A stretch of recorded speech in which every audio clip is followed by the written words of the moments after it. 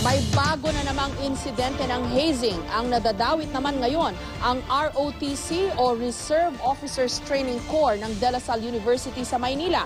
Samantala, desidido na rin daw ang isa pang neophyte na maghain ng reklamo laban sa mga suspect sa hazing na ikinamatay ni Julio Servando.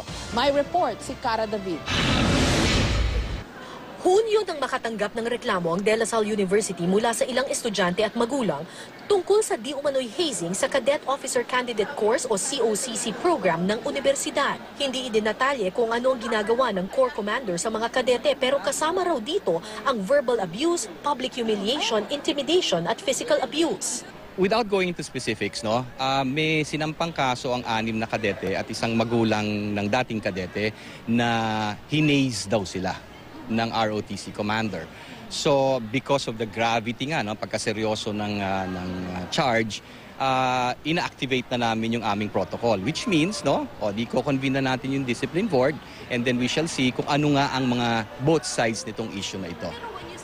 Suspendido ngayon ang Corps Commander at ang COCC program ng universidad. Suspended being an ROTC commander.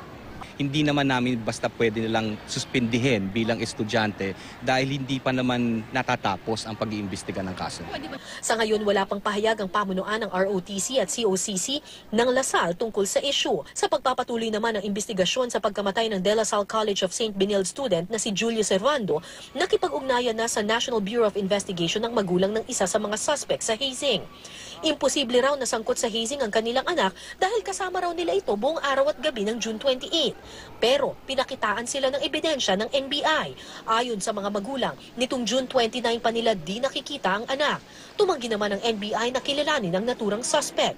Ang isa pang suspect na hinahanap ngayon, nagpadala na raw ng surrender feelers. Hindi naman nagpakita sa NBI ang ipinasampina na fraternity head ng Tau Gamma Phi na si Cody Morales. Ang isa pang kapwa neophyte ni Servando na si Lawrence Agustin, nagpadala naman ng complaint affidavit kung saan idinetalye niya ang nangyaring hazing. Mahigit 100 palo raw ng paddle ang natikman niya sa kamay ng kanyang mga kabrad. Nais niyang magsampa ng reklamong paglabag sa anti-hazing law. Sabi naman ng pamunuan ng DLSU, kung mapapatunayang may miyembro ng fraternity ang sino mang estudyante nila, mae-expel ang mga ito.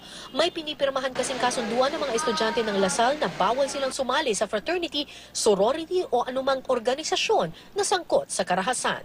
Kung mapatunayan nga na miyembro sila ng fraternity, they are either dismissed and or they are expelled. Cara David, GMA News.